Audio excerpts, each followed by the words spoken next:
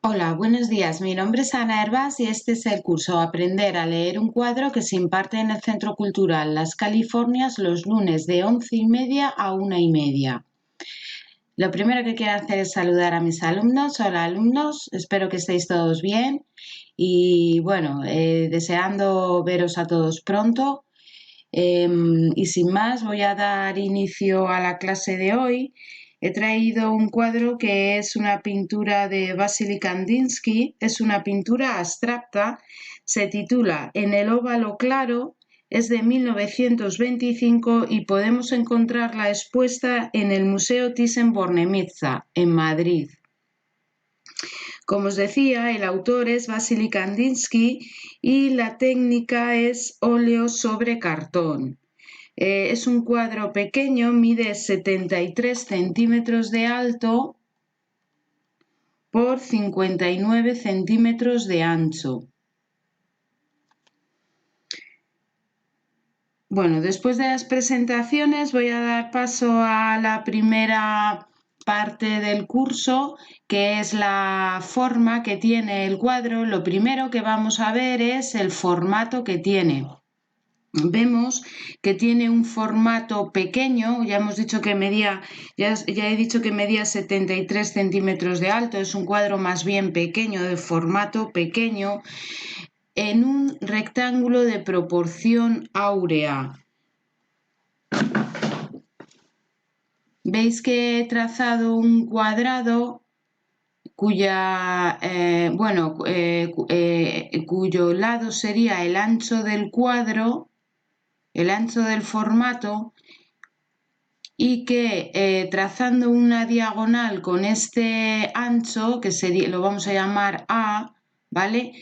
Trazando una diagonal y abatiendo esta diagonal, bueno, pues tendríamos un rectángulo que sería A más B, ¿vale? Y esta proporción, la relación entre A y A más B, pues sería el coeficiente phi, ¿vale? En este caso es un rectángulo áureo. Tal vez un poquito, le faltaría un poquito por aquí, pero vamos, es un rectángulo áureo en vertical, por lo tanto es un formato más bien tradicional, un formato ya conocido, un formato que no pertenece a los nuevos formatos de las vanguardias. No ha habido una experimentación todavía con el formato, en este caso de Vasily Kandinsky. Vamos a ver ahora la composición lineal. Vemos que hay una línea que sería el eje mayor de esta elipse de color muy claro que se encuentra, pues que abarca casi todo el formato. Esta elipse tiene un eje, tiene dos ejes, sería el eje mayor y el eje menor. Bueno, pues vemos que la diagonal del eje mayor de esta elipse es la que domina la composición, la diagonal de este eje, que además está, digamos que reforzada por las diagonales de las siguientes elipses que se van formando con esta orla de azules celestes. Además, la diagonal está también reforzada por otras figuras geométricas más oscuras que se superponen, que serían como esta especie de flechas o de triángulos, todos los de mayor tamaño en la misma dirección, en la dirección de la diagonal. Vamos a verlo un poco aquí. Vemos cómo esta diagonal está a la vez reforzada por estos triángulos. Entonces, bueno, digamos que en la composición lineal la línea que más que domina la composición, digamos que es esta diagonal.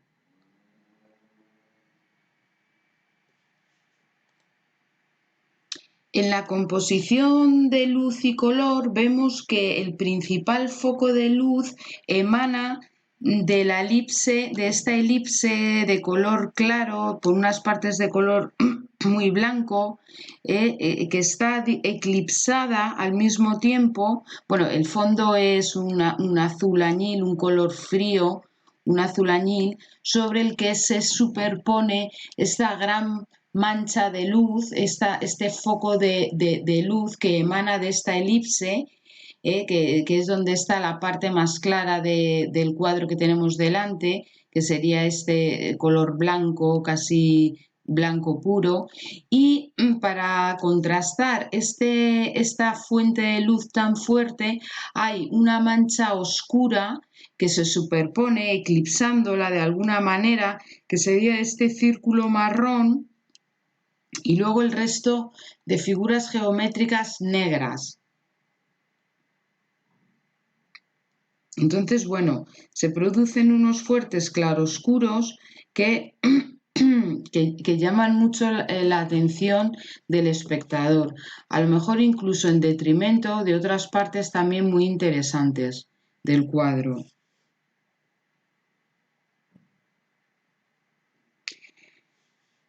Por otra parte, la composición de color es una composición sobre fondo frío, sobre este fondo frío color azul añil. Se superpone la mancha blanca, sí, pero que vamos, que tiene orlas de color amarillo, azul y amarillo. Bueno, aquí hay un poco de verde, que sería como la fusión de estos dos colores, pero en principio, quitando esta orla de color verde, que es la fusión de los dos colores, en realidad hay un fuerte contraste cromático también, algo que llama mucho la atención, porque como vemos a continuación en el círculo cromático, los colores que están opuestos, este sería el color primario, el azul, perdón, el amarillo cadmio, el magenta y el azul cian. Entonces, los que están opuestos en el círculo cromático crean muchísimo contraste, como son el azul añil y el amarillo, o el naranja, el amarillo cadmio medio.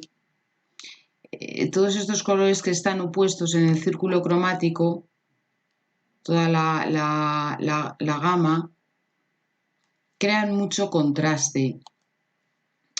Por lo tanto, es una composición tanto de luz y de color muy contrastada, que llama mucho la atención. Si pusiésemos este cuadro, que es muy pequeño, pero lo ponemos en el salón de nuestra casa, incluso con lo pequeño que es, que mide 73 centímetros de alto, llamaría la atención del espectador, pues sobre otros, a lo mejor, cuadros más trabajados y de mayor tamaño.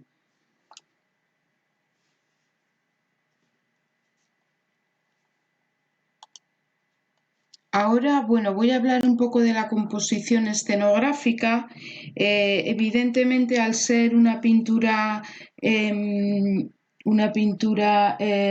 abstracta, pues no tiene ningún significado, pero sí que, aunque no tengan un significado figurativo evidente, pero sí que hay una colocación de las diferentes figuras geométricas en el plano, y vemos que, bueno, que están superpuestas, que vemos que la elipse es la figura de mayor tamaño y con mayor grado de intensidad en luz, y que el resto de figuras, estos triángulos o estas líneas, o incluso de alguna manera estas cuerdas de circunferencia, bueno, pues las partes más oscuras están superpuestas, incluso de alguna manera un poco aleatoriamente, ¿no?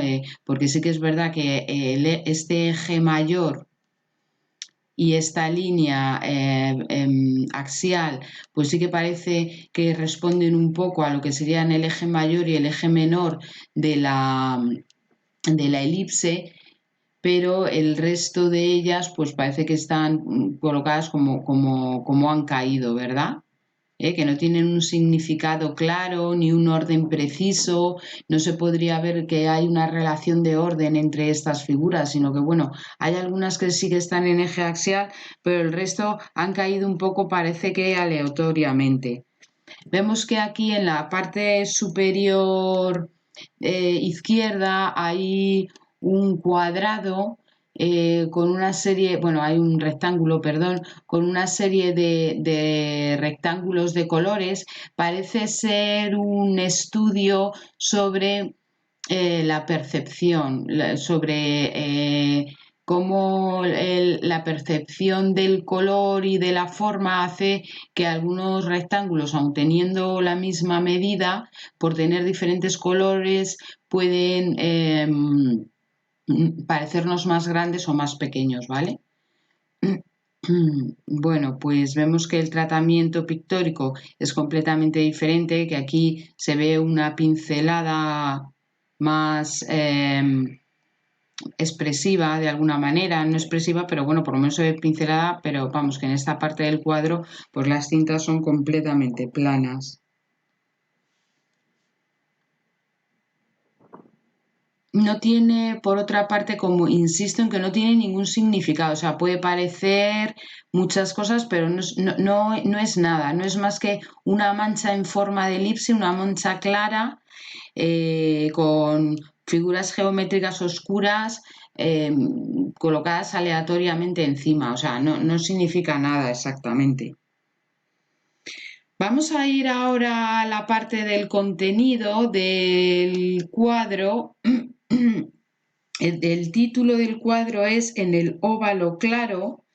Evidentemente es un título explicativo de lo que representa el cuadro en este caso, o sea, que no tiene ninguna connotación figurativa o iconográfica, es simplemente que en un óvalo claro hay unas manchas geométricas, o sea, unas figuras geométricas oscuras y que nos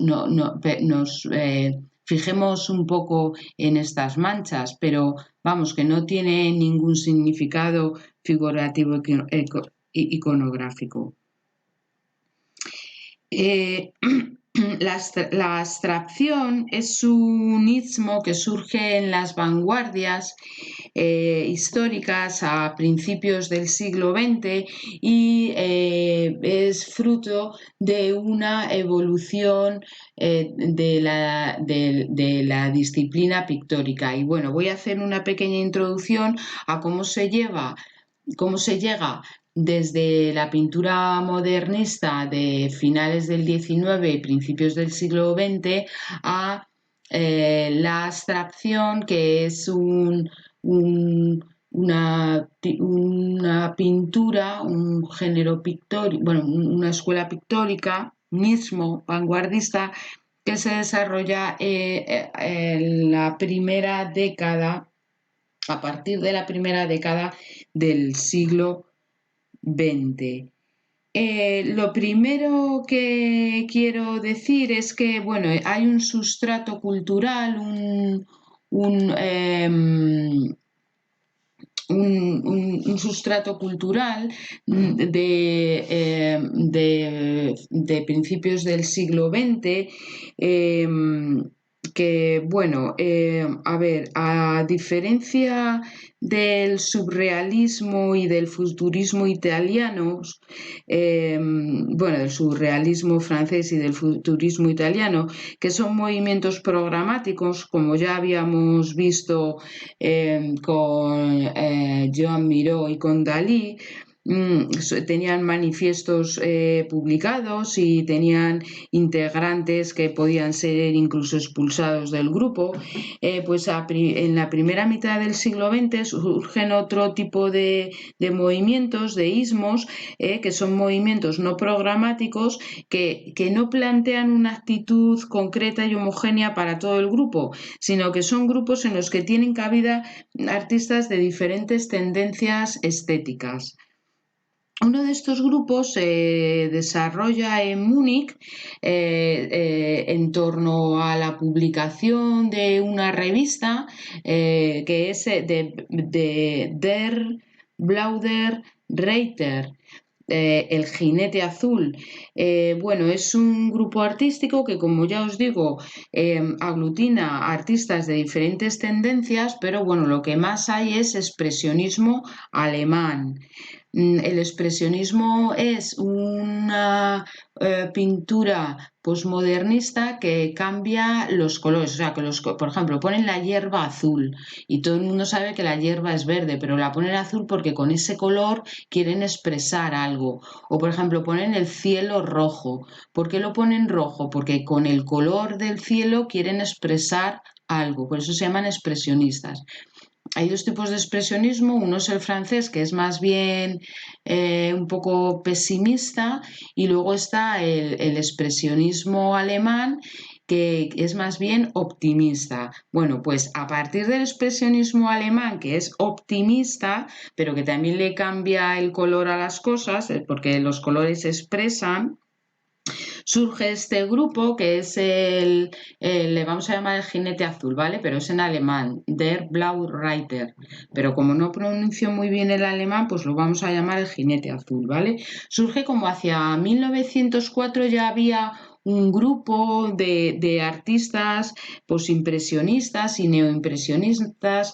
Ya os digo un poco que del expresionismo alemán este grupo se va haciendo cada vez, se va cohesionando más y va tomando pues cierta importancia hacia 1909, ¿vale? Y ya os digo que pues suelen hacer vistas de ciudades, paisajes, muchos retratos.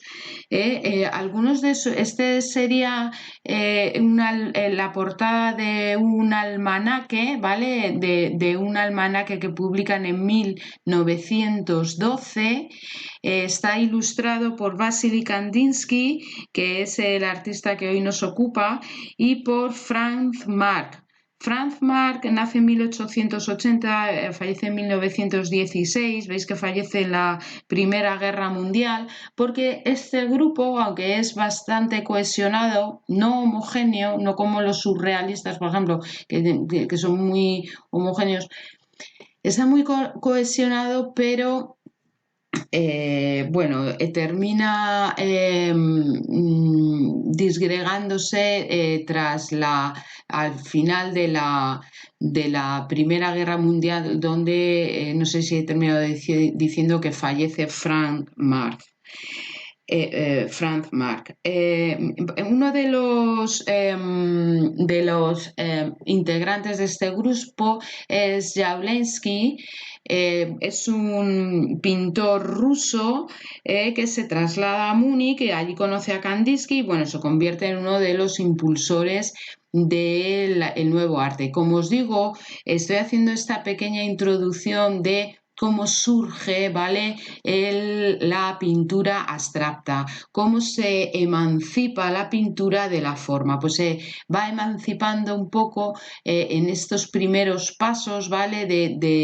Del expresionismo, de cambiar el color a las cosas, de deformar las formas, ¿veis? Que esta pues no es exactamente, es una pintura figurativa, pero no es una pintura exactamente naturalista, ¿vale? Está muy sintetizada y los colores son expresionistas. Esta pintura está en el Museo Thyssen-Bornemisza, también aquí en Madrid. Esta es otra integrante, Mariana von Grafenried. Es de este tipo de pintura expresionista, neoimpresionista, ¿vale? Esta pintora también nace en Rusia, como Mariana Vladimirovska Beriokovkina. Bueno, fue una pintora también integrante del grupo. Veis que hay ya un cierto interés también es una pintura muy interesada en la observación de lo social, ya hay cierto compromiso de representar la sociedad. Gabriela Münster, también, como os digo, bueno, pues esta emancipación de la pintura ya no está tan ligada, digamos, a representar la naturaleza, sino que se suelta un poco más, hace un poco lo que quiere, ¿vale? Se libera un poquito de, bueno, ya existe la fotografía para copiar del natural, ahora yo voy a pintar las cosas un poco como a mí me gustan, ¿vale? Como os digo, Frank Marc es el último en agregarse a este grupo, ¿vale? Publican el almanaque a ver un momentito, porque este es lo que os decía de Frank Marc, ¿vale? Que es el último en integrarse al grupo, fallece y tras la Primera Guerra Mundial, bueno, la realidad es otra y por lo tanto las agrupaciones también, ¿vale? Bueno, vamos a ir, a ver, esto es una pintura abstracta, ¿vale?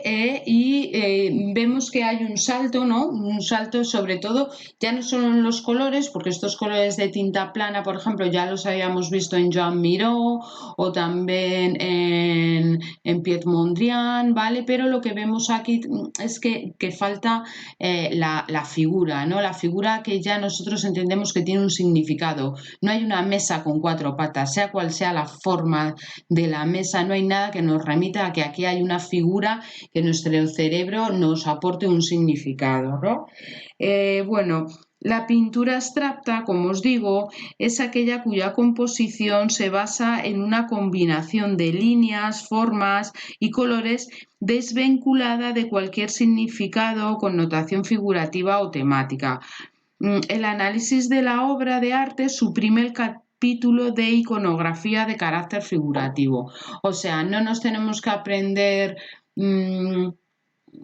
cuál es el significado de la representación de Hermes, el dios del comercio. Y no, porque no vamos a ver ninguna figura que tenga de por sí un significado intrínseco, o sea, un significado común para todos el espectador y para el autor y el espectador, no. Aquí hay un círculo y tú puedes relacionarlo con una rueda de un carro o con un ojo. O sea, las relaciones, vamos, que lo normal es en la pintura abstracta no hacer este tipo de relaciones. Entonces, bueno, la construcción de la autonomía de la pintura, o sea, como la autonomía de la pintura, digamos que es como la autonomía prescinde de ser el andamio o la muleta de otros conocimientos del mundo, ¿vale? La pintura, a partir de la abstracción y de este periodo del siglo XX, se constituye como un conocimiento del mundo en sí mismo. No es un medio para alcanzar un conocimiento, sino ella misma, la pintura en sí, digamos, que es este conocimiento, ¿no? Entonces avanza hacia esta autonomía. Un paso hacia esta autonomía sería la exclusión de la función histórica de la pintura de representar la apariencia de la realidad. O sea, para eso ya están las cámaras de fotos que se inventaron a mediados del siglo XIX. Entonces, la pintura ya no tiene que representar la apariencia de la realidad. Este vínculo, ¿vale? Era el único elemento de la pintura moderna que permanecía todavía vinculado a la pintura tradicional. O sea, todavía, aunque ya hemos visto el expresionismo, cambio del color o cambio de la forma en el surrealismo, pero no habíamos visto la supresión de la figura, de ese icono, ¿vale? Bueno, pues con la pintura abstracta, el cuadro, ¿vale? La pintura se convierte en un fin en sí misma, no en un medio, deja de ser un medio para alcanzar un conocimiento distinto que no sea el disciplinar. Entonces, bueno, surge lo que entendemos como cuadro-objeto. El cuadro está ahí y te tiene que gustar por lo que es, no porque represente la batalla de Trafalgar o la rendición de Breda. O sea, no tiene por qué conmemorar nada, ni celebrar nada, ni evocar nada, sino el cuadro en sí te tiene que satisfacer por sí mismo, sin apoyarse en otros conocimientos, ¿vale? Las primeras obras abstractas surgen hacia 1910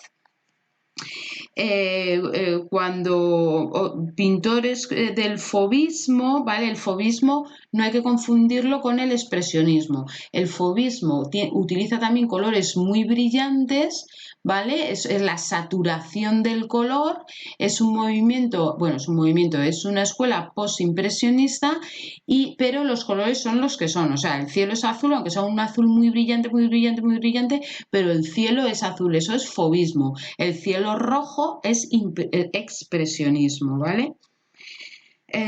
Bueno, aquí estamos viendo los discos de Newton, es una pintura de 1912, está en el Museo Nacional de Arte Moderno de París, es de František Kupka y es un pintor checo, evoluciona como también Vasil Kandinsky de la figuración, bueno, más bien de la ilustración, ¿vale? Figurativa a la abstracción, ¿vale? Entonces, digamos que ya os he dicho que a partir de 1910 otros pintores de vanguardia se encaminan hacia estas tendencias, ¿vale?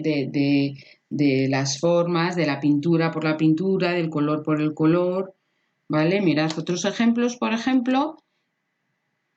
Este es posterior, es de Robert Delaunay, ¿vale? Es de 1934, pero es también un poco en esta sintonía de las formas geométricas de diferentes colores, se llama ritmos, ¿vale?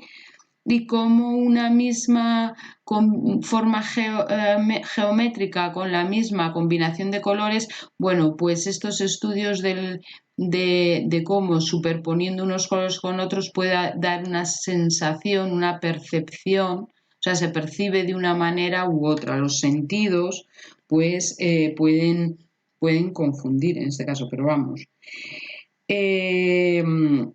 Esta obra pertenece exactamente a un ismo que se llama orfismo, ¿vale? Orfismo, y tiene que ver con estos estudios de la forma y el color.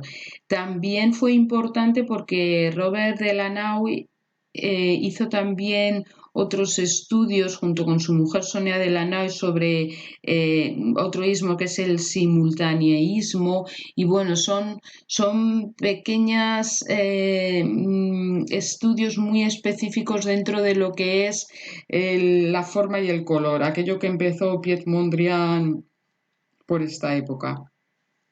Como os digo, hacia 1914 la abstracción ya se generaliza, muchísimos pintores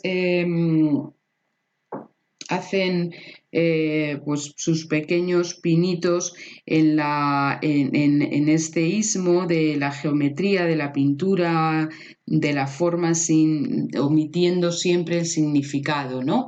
Entonces, que los pintores dentro de su disciplina tengan un interés especial en conocer cómo funciona la percepción y cómo el cerebro puede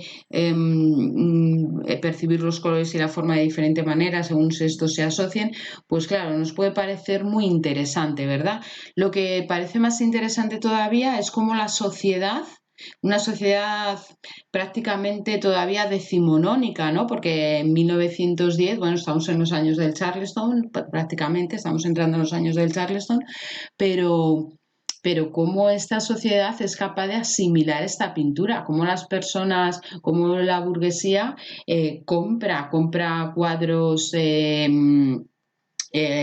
abstractos, de pintura abstracta, y cómo galeristas, marchantes y museos la reconocen y la dan por válida esta pintura, ¿no? Que es lo más sorprendente, ¿verdad? No solo que el pintor lo pinte, que bueno, los pintores pues ya os digo que en una tendencia interdisciplinar,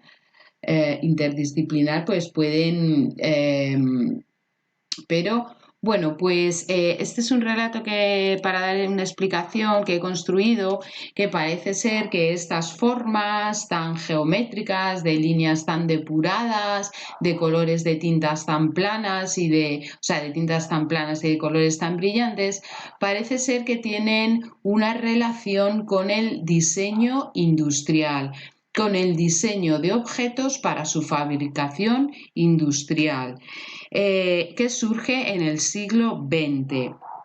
Y he querido creer, ¿vale? Según viene también en mis apuntes de la universidad, que la popularización de la pintura abstracta, esto es lo que os decía, la asimilación sociocultural de la nueva estética, puede que se vio impulsada por la aparición del diseño industrial, una nueva disciplina que surge en el primer cuarto del siglo XX y cuya teoría se basa en principios como que la calidad estética de los productos no debe estar en función de la ornamentación, sino depender de los atributos propios del objeto, que son forma, material, función, y el diseño debe estar entonces basado en un valor intrínseco, mientras que la decoración artesanal era un valor extrínseco. Además de lo que os acabo de decir, también los objetos, o sea, la fabricación en serie requiere que el diseño del producto esté muy estudiado, porque una vez que se monta la cadena de montaje, si hay una parte que no está bien diseñada, todos esos objetos que salgan en serie van a estar mal fabricados. Por ejemplo, si me equivoco, si soy un artesano y hago mal un asa, solo hago mal un objeto y al siguiente ya lo voy a hacer bien porque me he dado cuenta que lo he hecho mal. Pero si hago un diseño industrial y diseño mal la parte del montaje que está mal, o sea que pues todas esas asas ya me van a salir por lo menos 100 asas mal. Bueno, es por este motivo por lo que el diseño industrial requiere tener varias, hacer varios estudios del objeto a fabricar.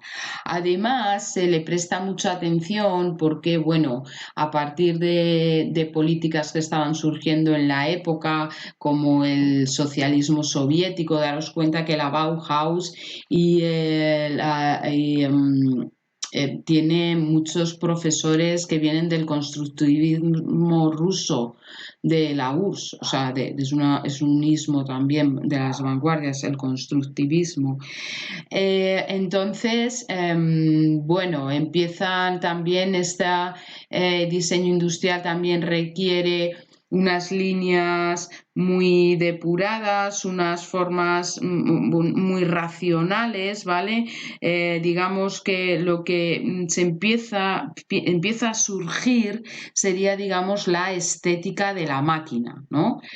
Se prescinde de la labor artesanal, de la decoración del artesano, ¿vale? De esa decoración hecha a mano, de esa decoración única, y se empieza a apostar más por líneas más puras, más racionales, ¿vale? La arquitectura racional. Mirad, uno de los primeros precursores de la Bauhaus fue la Gerband, surge entre 1907 y 1914, surge en Alemania, la Werkbund es como unión para la obra, Werkbund, unión para la obra, y bueno, sus directores fueron Hoffmann y Theodor Fischer. En 1912 ingresa Walter Gropius, que será el director de la Bauhaus, y Ludwig Mies van der Rohe, todos arquitectos de la arquitectura racional, ¿vale?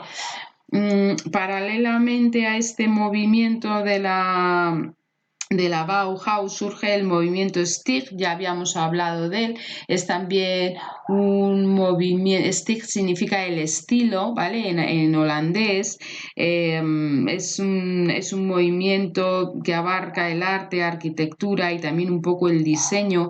En este sentido, insisto, en la fabricación en serie, le empiezan a dar mucha importancia al diseño antes de la fabricación, porque una vez que se inicia la fabricación en serie, es muy difícil reparar errores.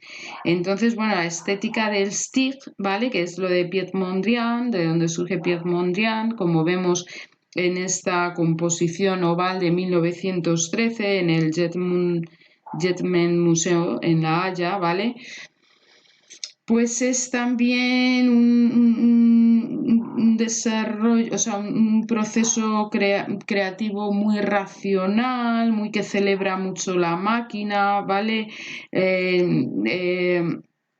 Piet Mondrian también crea o idea el neoplasticismo. Neoplasticismo es una traducción al castellano de la palabra original, el holandés, que soy incapaz de pronunciar, y se ha traducido al castellano como neoplasticismo, que es como la nueva forma, pero es una traducción al castellano, ¿vale? De una palabra original en holandés.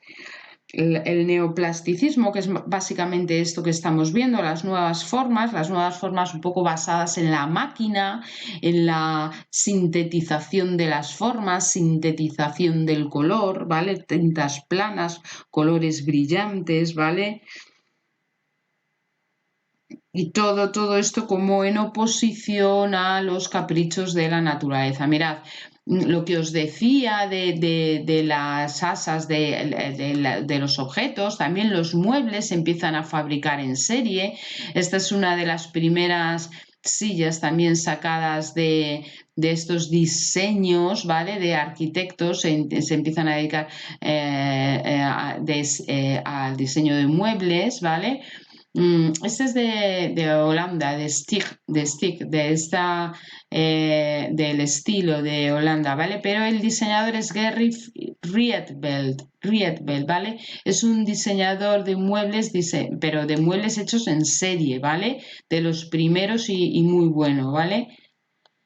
Rietveld, la silla roja y azul. Pues dentro de este movimiento stick, ¿ves?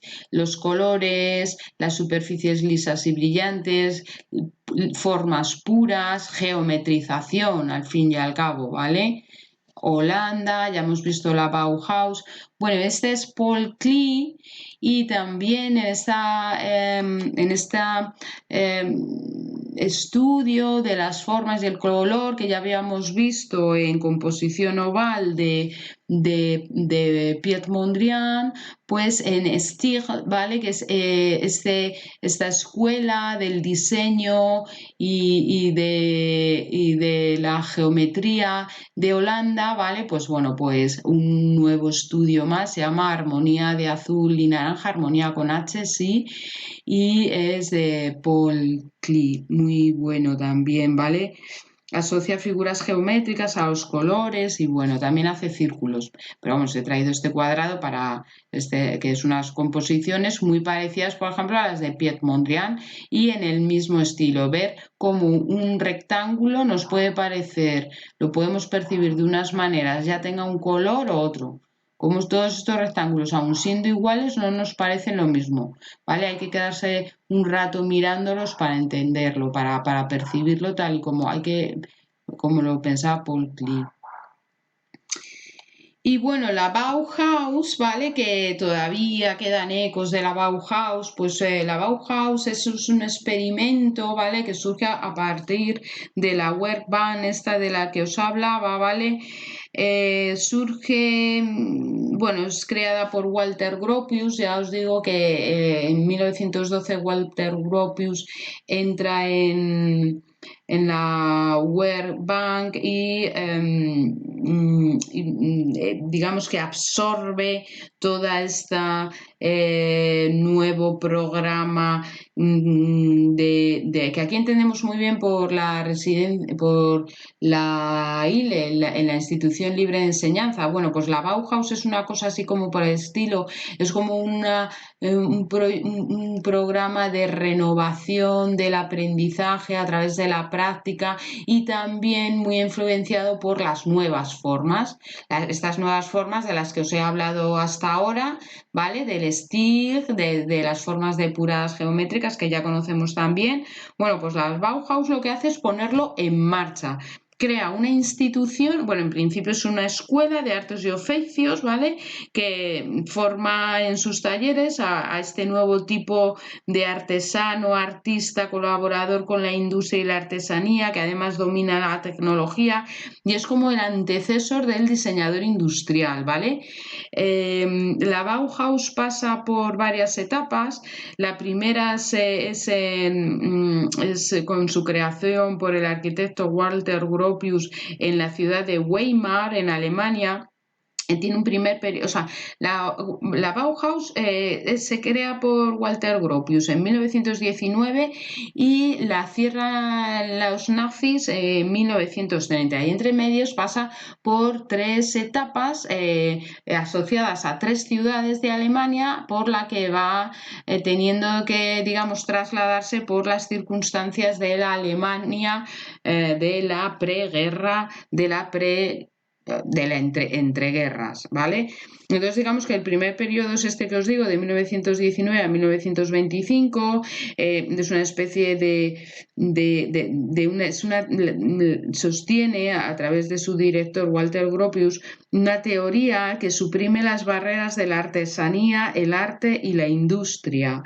Digamos que la casa y los artefactos que se utilizan en la casa tienen una demanda masiva. Por lo tanto, necesitan un diseño racional, porque a través del socialismo ruso se empieza a ver que todo lo que se haga a nivel masa, a nivel de que se tenga que dar a toda la población, todo eso hay que estudiarlo mucho, aunque sea una tetera, aunque sea una silla, pero que si se hacen sillas para toda la población y si toda la población va a usar esa silla hay que diseñarla con muchísimo cuidado porque va a ser a nivel masivo. No es como hacer una sola silla, que bueno, pues si este señor se coge esta silla y le da dolor de lumbago, pues le pasa a este señor solo, no a toda la población, ¿me entendéis? Entonces, bueno, también tiene muchísima teoría sobre esto que os estoy diciendo, ¿vale? De hecho, bueno, Gropius tenía una especie de eslogan que era arte y técnica una nueva unidad, ¿vale? Y la forma, la unidad formar, la técnica y la economía, ¿vale? Porque también, bueno, lo de la economía en lo del diseño industrial será una cosa que en estos momentos está alcanzando ya como sus máximos exponentes. La segunda etapa de la Bauhaus se desarrolla en la ciudad de Dessau. Es de 1925 a 1932. El primer director fue el arquitecto Hans Meyer. Todos veis que son de arquitectura racionalista. Y el segundo arquitecto en 1930 sería Mies van der Rohe, otro fenomenal arquitecto de arquitectura racionalista. Y por último, la tercera etapa de la Bauhaus, ¿vale? Esto es, lo que estamos viendo aquí son carteles publicitarios de la Bauhaus, ¿vale? ¿Veis? Esta estética de la máquina. La tercera etapa de la Bauhaus sería de 1932 a 1933 en la ciudad de Berlín. El director sería el arquitecto Ludwig Mies van der Rohe. Y bueno, aquí quiero deciros que en la segunda etapa, ¿vale? La de la ciudad de Dessau con Hans Meyer, entre 1925 y 1932, la Bauhaus se institucionaliza y se convierte en universidad con el nombre de Escuela Superior de Proyectación. ¿vale? O sea, fue Escuela Superior de Proyectación. De todas maneras, en su última etapa de Berlín, con el director Ludwig Mies van der Rohe, la escuela vuelve a ser privada otra vez y es cerrada por los nazis en 1933. Sus últimos integrantes, y esto tiene muchísima importancia, emigran a Estados Unidos y ahí inician un nuevo episodio de la arquitectura racionalista, pero esta vez integrada en el paisaje norteamericano, que de verdad que es otro capítulo, ¿vale? Yo voy a avanzar un poquito porque si no nos llegamos, vamos a hablar ahora del autor de nuestra obra, ese óvalo sobre el óvalo claro de 1925 que podemos contemplar en el Museo Thyssen-Bornemisza en Madrid y que es de Vasily Kandinsky. Aquí tenemos una foto de Vasily Kandinsky. Es un pintor ruso, nace en Rusia en 1899 y fallece creo que en Francia en 1944. Vasily Kandinsky se licencia en la Universidad de Moscú en Derecho y alguna filología, creo recordar, pero vamos, que es abogado, y no es hasta que no cumple 30 años cuando inicia su formación pictórica, o sea, ya un poquito de mayor, ¿vale? Bueno, ya también de adulto viaja a Alemania y en Múnich pues entra en contacto con los pintores del expresionismo, abandona completamente su vocación de magistrado y se dedica ya plenamente al arte. Se dedica tan plenamente al arte que incluso tiene una obra teórica, como lo que tenemos aquí delante, es una obra que publica en el año 1911 sobre lo espiritual del arte. De lo espiritual del arte, perdón. Es una obra que analiza las tendencias del arte moderno en Alemania y también sobre el sincretismo del arte, la pintura, la música y la escenografía. Fue también Vasily Kandinsky un gran entendido en pintura. De hecho, el sincretismo tiene que ver con que se den simultáneamente ciertas tendencias tanto en arte, en pintura como en literatura o escenografía en este caso, ¿vale? Y ya os digo que hizo algunos comentarios sobre música y algunas de sus composiciones están tituladas con títulos de obras musicales.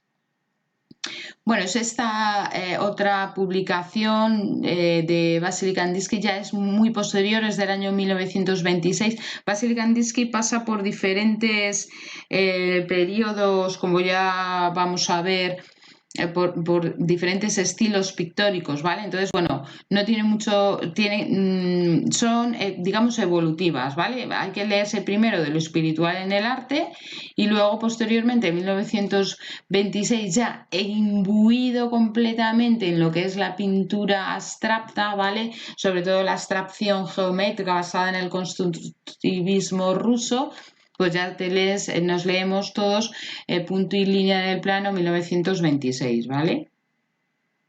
Contribución al análisis de los elementos pictóricos. Bueno, pues tiene pinta de estar súper interesante.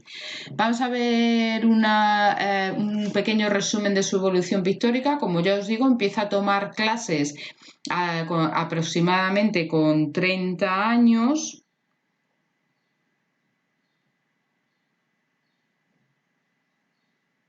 Esta pintura que tenemos delante es de Blau Reiter, ¿vale? El jinete azul es una obra de su etapa formativa. Veis que ella, bueno, pues el toque pictórico una pintura muy emplastecida, una pintura muy del impresionismo francés, ¿vale? Esta pintura ya está más inserta, digamos, en lo que sería el post-impresionismo, en una pintura más bien fauvista, ¿vale? De colores extremadamente saturados, muy brillantes, pero que son un fiel reflejo de la realidad, porque realmente esto no es expresionismo. ¿Por qué no es expresionismo y sí es fauvismo? Porque mirad, este verde es muy brillante, pero la hierba es verde. Y aunque aquí aparezca el cielo rojo, es verdad que en muchos crepúsculos, como en los de Tiziano, también aparece el cielo rojo, ¿vale? Por las nubes, que el sol que se refleja en las nubes, como en los crepúsculos de Tiziano. Los árboles verdes, el cielo azul, las nubes en crepúsculo, o sea, son colores saturados hasta la extenuación, pero es más bien una pintura fauvista.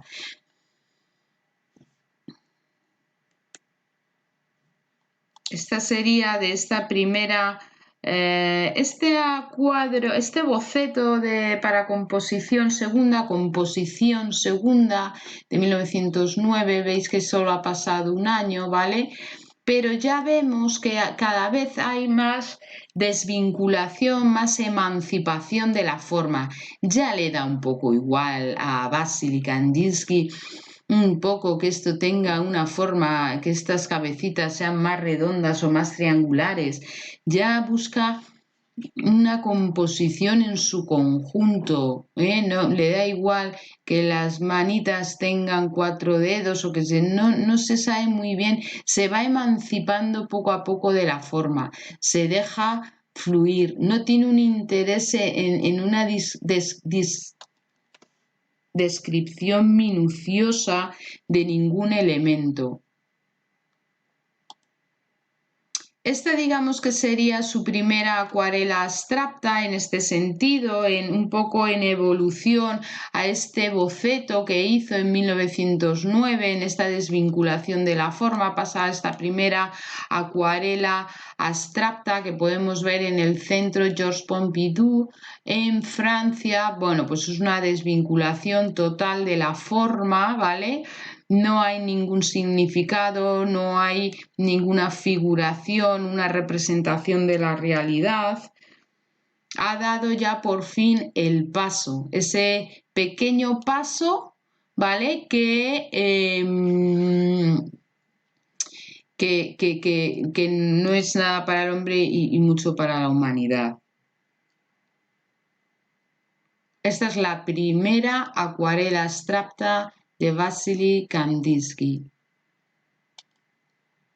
Y ya en esta línea, en 1913, podemos ver composición 7, está en la Galería Estatal de Tretyakov en Moscú. Y bueno, pues seguimos, esta es una técnica de gouache. Y ya Kandinsky se aventura por este camino incierto en principio, ¿vale? Incierto vista desde la perspectiva donde se encontraba ahora Kandinsky. E inicia, bueno, pues él tiene una teoría que se basa en comparar la escala cromática con la escala musical. Y entonces, como él tenía un gran conocimiento, era un gran melómano y le debía de gustar mucho un compositor, Arnold Schoenberg, que fue un músico y compositor muy innovador también en la época y él era de Viena, Schoenberg, ¿vale? Entonces Kandinsky le gustaba mucho y basándose un poco en estas composiciones de Schubert, pues él empezó con estas acuarelas. basándose, a ver, que había cierta relación, que de hecho Kandinsky titula Composición 7 un poco basándose en estas composiciones musicales, por lo menos en el título, ¿vale? Y que luego pues esto tenga que ver con la música de Schubert, bueno, pues a esto que cada uno oye. Mancha roja. Pinturas que expresan una necesidad interior desvinculadas de las relaciones con el exterior. Lo de la cosa indisciplinar. Como ya hemos visto, a partir de 1920, ¿vale? Que es cuando Wassily Kandinsky ingresa como profesor en la Bauhaus de Weimar, ¿vale? De Weimar, perdón, esta del primer periodo de 1919 a 1925, cuando Bauhaus está en Weimar. Bueno, pues Wassily Kandinsky le llaman ahí para dar clase, ¿vale? Y él va a dar clase y es cuando se aprecia en ese contacto con estos arquitectos del diseño industrial un cambio radical en sus formas. Él ya abandona completamente el fauvismo, expresionismo o lo que estuviese haciendo hasta entonces, se dedica a las formas geométricas. Y su obra se va viendo cada vez más influenciada por el constructivismo ruso, ¿vale? Constructivismo ruso sería más bien esto que es esto. Influenciadas por el constructivismo ruso, esto, porque aquí todavía se ve cierta tendencia orgánica. Esto, a ver, no es un corazón, evidentemente, es una mancha roja, pero bueno, aquí incluso hay cierto tratamiento claroscuro. En cambio, ya aquí, ¿vale? Después de ingresar en 1922 en la Bauhaus como profesor, crea composición número 8, que esto ya es geometría, abstracción geométrica, fuertemente influenciada por el constructivismo ruso de Malevich. Y, ¿veis? Formas geométricas, triángulos, círculos, los colores. Vamos a seguir. Esto no quiero, pero quiero deciros que estas pinturas, esto que estamos viendo aquí es la imagen digitalizada telemática de una obra de arte. Luego a esta obra de arte seguramente incluso, no sé, ya este cuadro tiene que aportar una luz allá donde se ponga, increíble. Como os digo, esta sería esta tendencia de la abstracción geométrica que adquiere Kandinsky una vez que ingresa en la Bauhaus de Weimar, ¿vale? Donde ya os digo que fue profesor.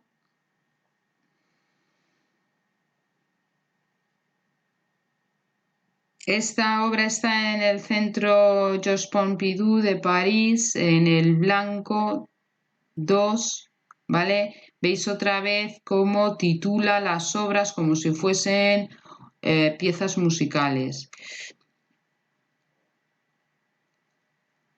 Nunca termina de prescindir Wassily Kandinsky totalmente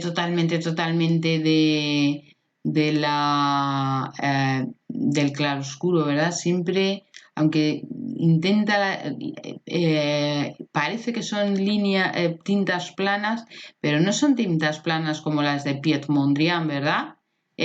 Wassily Kandinsky siempre le da cierta tonalidad. Mensaje íntimo, pues bueno, más abstracción, ¿vale? Vemos que no son, insisto, que no termina de darle una tinta plana a lo Piet Mondrian, pero sí que hace ese estudio una y otra vez de cómo el mismo cuadrado te puede dar la impresión de ser más grande o más pequeño según tenga un color u otro, o cómo el mismo cuadrado te llama más la atención. Tú mirando el conjunto de los cuadrados ves que uno te llama más la atención porque es más claro y al otro ni le has visto siquiera. y bueno, cualquier relación con cualquier semejanza con la realidad, pues es pura coincidencia, ¿sabéis? O sea, lo que queráis ver es que ya os digo que son composiciones geométricas, ¿vale? Que no tienen ninguna significación figurativa, no remiten a lo natural, no remiten a objetos ni seres ni nada natural. Entonces, bueno, pues no hay que suprimir en la pintura abstracta completamente el capítulo de iconografía. Y por último, bueno, bueno, esto es lo que os decía del constructivismo ruso.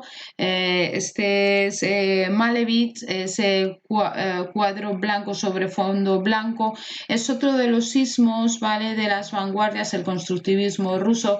Ya proviene o deviene de aquellas maquetas de Tratlin y bueno, en este caso pues de líneas que veis que poco a poco se van depurando, todo esto acabará siendo suprimido por la URSS, ¿vale?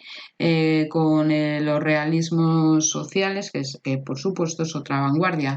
Este es cuadro negro sobre fondo blanco, pero quiero decir que antes de que fuesen, digamos, extinguidos, estos vanguardistas rusos aportaron muchísimas influencias y muchísimos de sus conocimientos fueron trasvasados a Alemania, ¿vale?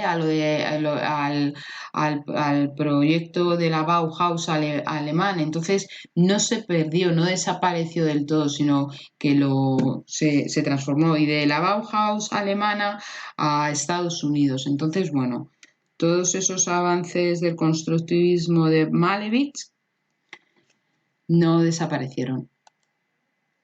Y por último, por ultimísimo, ahora sí que sí, quiero deciros que Vasily Kandinsky tiene una última etapa hacia 1940, una etapa más que aun siendo también abstracta, porque si miramos de cerca las figuras que tenemos delante, tampoco significan nada, o sea, no tienen ojos, no tienen boca, no tienen una forma aparente, pero sí que lo vamos a llamar un poco abstracción orgánica porque remiten un poco estas formas a formas orgánicas, a formas de insectos y bueno, son un testimonio de una etapa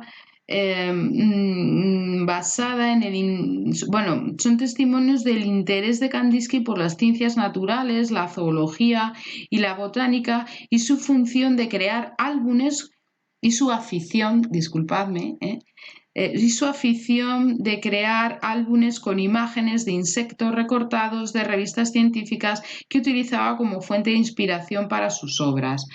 Entonces, bueno, pues sí que parecen un poco insectos, ¿no? Mirad, este que tenemos aquí está en el centro Georges Pompidou.